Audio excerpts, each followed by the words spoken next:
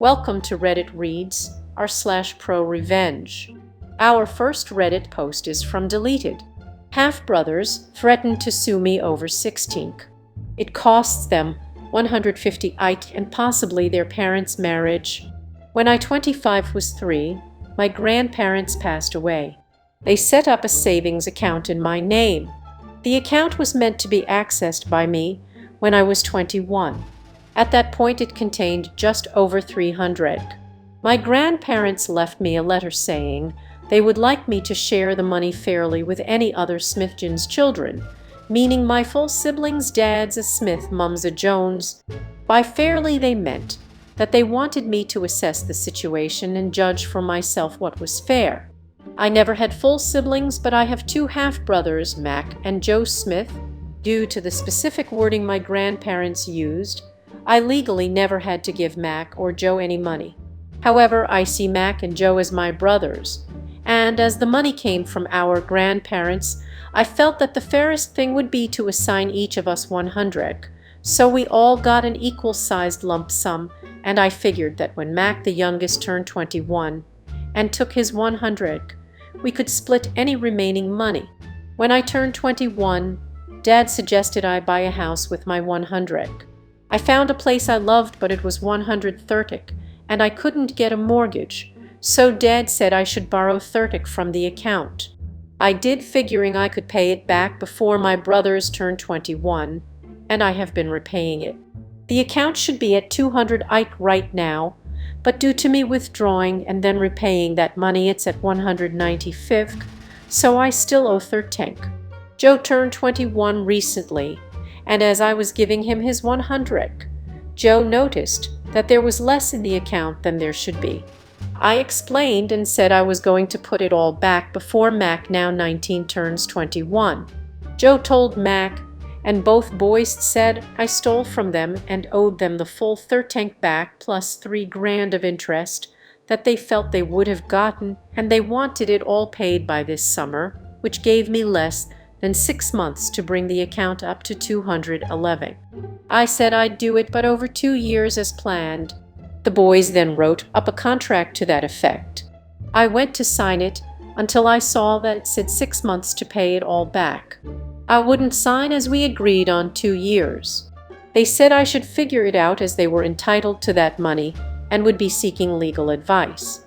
Later that day, I got an email clearly written by them saying that they intend to sue me for the 16 plus whatever is currently in the account and additional damages and emotional distress on top of that. At this point in time, I'd given Joe about 50 of his 100 because he wanted it in installments. I responded that legally they were never entitled to any of it, and given their attitudes, I'd say they've already received an amount I deem fair, so that 50 was all they were getting. I then got a barrage of texts, calls, and emails yelling at me for going back on our deal. I blocked them. They then took to social media, saying that I was trying to screw them out of their inheritance and rallying our extended family into harassing me over this, and it mostly worked as a lot of people messaged me. However, I got a message from this guy called Chris Smith. Chris said he was 27 and claimed to be my half-brother. I had never met him before, but he sent me photos of him as a kid with our dad, grandparents, and me. He showed me that he also had an account with 150 in it and a scan of a letter from our grandparents saying this money was meant to be shared fairly among Dad's illegitimate children. Chris also told me we have another half-sibling who is 18. He'd been looking for me for a while, but only found me when Dad shared Joe's post, which had me tagged. We checked with a solicitor to make sure, and as the boys are legitimate, they aren't entitled to anything in Chris' illegitimate kid fund, and as they are my half-siblings, they aren't entitled to anything in my Smithson's kids fund either. I sent the boys a letter formally telling them to back off, stop posting about me online, and enjoy the 50 because it's all they're getting. The day they received the letter, Chris got a PM from Dad asking if the boys can have some of Chris' fund. Chris also said no and told Dad we'd met. I told Mac and Joe about Chris, and our other half-sibling with Chris' permission. So it looks like my grandparents, knowing about Chris before they passed, set up two funds. One for the kids Dad had with my mother, who was still his wife when they passed, and one for children born out of Dad's affairs, presumably to make sure no one tried to screw anyone else over out of hurt feelings. I'm getting a lot of shit, but holding firm on my decision. The boys have realized that I won't back down on this, and it sounds like I've caused a schism at their house, as Joe has all the money and no intention of sharing, so Mac is now feeling twice as screwed. Plus stepmom apparently did not know about the other half-siblings, or that my half-sister was born after she and Dad got married, and she's made. It sounds like Dad is looking for a long-term living arrangement outside of the family home, because it looks like she is not letting him move back in. Dad is begging me to reconsider, but honestly I'm done with all of them except Chris and my sister. This comment is from Unsightlikable. Your grandparents were pretty forward-thinking. Edit very much for the silver and updates. This comment is from 247 Brett. The thing about inheritances is that no one is entitled to anything not specifically listed in the will. If the will states that the money goes to you at your discretion, then they're shit out of luck, and anything they did get was of your own good will. Getting greedy and flying too close to the sun is a tale as old as time. Looks like they melted their wings and are out of the money you were willing to give them that they weren't even entitled to in the first place. This comment is from Animalauskoherd. And what a shock that the one who already got his chunk won't share it fairly with the other one. Now, a word from today's sponsor. Surfshark is an all-around VPN solution that can do everything from torrenting as well as streaming to browsing the dark web. Surfshark is one of the very best all-round VPN, terrific for Netflix, torrenting, confidential browsing, as well as staying safe on public Wi-Fi. Check out Surfshark today, link is in the description. Now back to the video. Our next Reddit post is from Deleted. Revenge is best served frozen. We don't own a car and live at the end of a cul-de-sac. I have people use my driveway all the time to turn around. It's not a huge deal to me, a little annoying when they compact the snow and it's harder to shovel, but whatever. One of my neighbors had a ride service come pick up their child every day. The van would park in my spot and begin honking at like item. I worked nights at the time. Half the time he'd be half parked on my grass.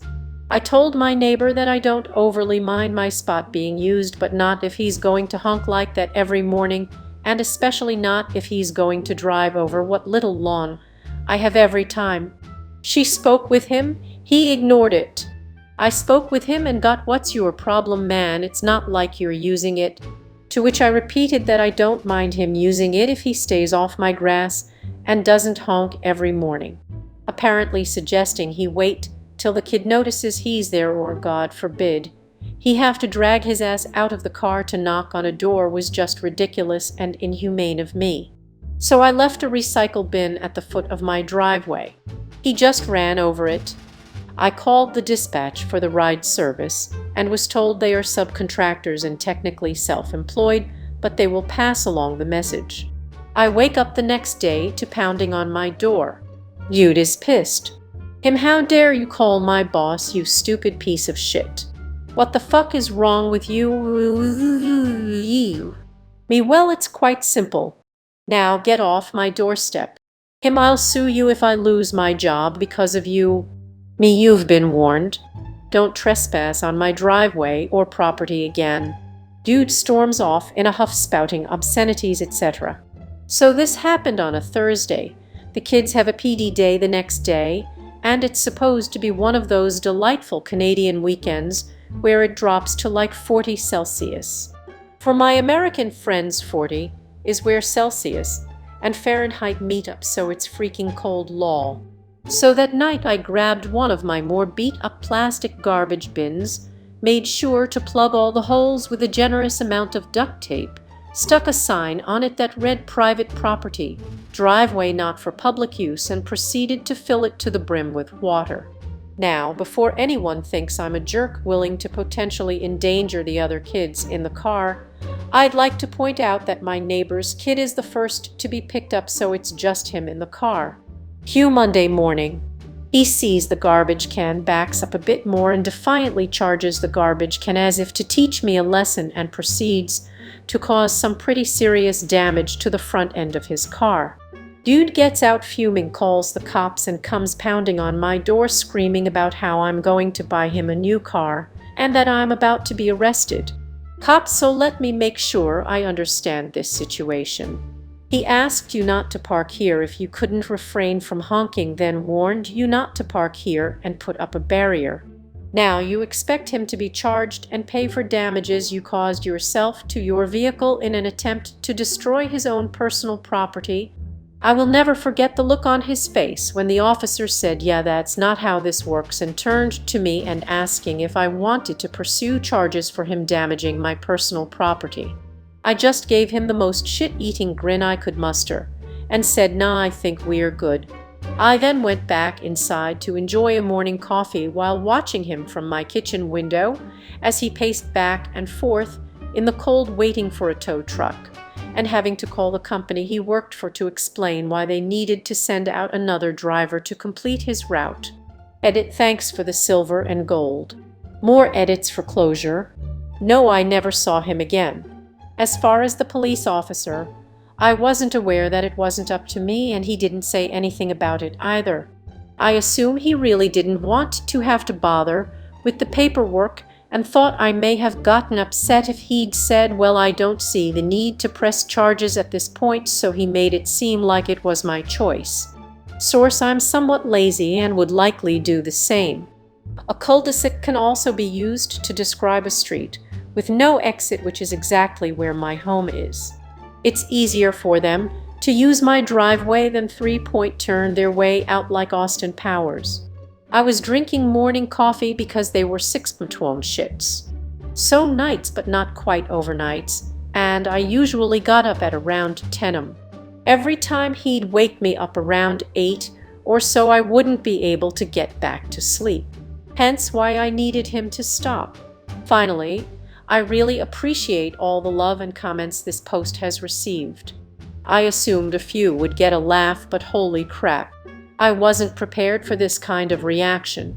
That being said, I find the sheer number of comments I need to reply to quite overwhelming for my somewhat introverted self. So on that note, I'm out and leave all this accumulated karma to be sacrificed to the Reddit gods. I spend way too much time on here anyways.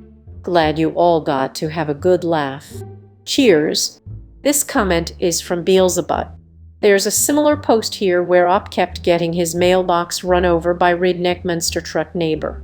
After the third mailbox replacement, Op buried some rail from the abandoned train track, about 6 deep, and left 3 sticking up and put a mailbox on it. Neighbor totaled his truck on it, called the cops himself. Cops cited redneck neighbor for destruction of property. Karma. This comment is from Vasion. My parents did this in the 70s. They lived next to a ballroom dance school. Now that made for some light late-night traffic and an occasional honk, but that was it. Until somebody discovered that the road poles markers between the road and the parking lot were made of flexible plastic. Don't know if the US has them. They are white semi-rigid plastic with reflectors on them. Anyway, they discovered driving over those markers made a nice rattling sound. To the annoyance of the whole neighborhood, once one person did that, others followed. Edit, the neighborhood complained to the dance school and authorities to no avail for several weeks. You see where this is going. Somebody, totally not my father, right, decided one night to dig in a sturdy metal pole directly behind the last plastic one. So the next night, instead of rattling, it was rattling, ending in a thud and cursing people. Nobody drove over the plastic poles after that. This comment is from Frakermum. A drunk driver demolished my grandpa's fence and hit their bedroom while they were sleeping, and he was known to be a reckless driver. In the area, nobody knew him, but they knew late nights this maroon pickup would be going crazy. Some extra details: my grandpa worked in construction his whole life, and most of it was with cement molds and such. So he decides in going to make a cement mold of a fence post. He decided against it. He thought it would be better to put rebar in the middle and cement around the rebar, basically a DIY prison fence. Well, maybe a year and a half later, the drunk driver hits the fence again. This time, instead of continuing into the wall of the house, continued through the pole. His car was totaled. He got linked to much more destruction of property cares from his drunk driving after, and my grandpa became a neighborhood celebrity for taking down the maroon truck. That was Reddit Reads r/ProRevenge. If you like this content, please subscribe and click the bell icon so you are notified of new uploads. We upload new videos every day. Also subscribe to our Patreon, as that will help us a lot. See you next time.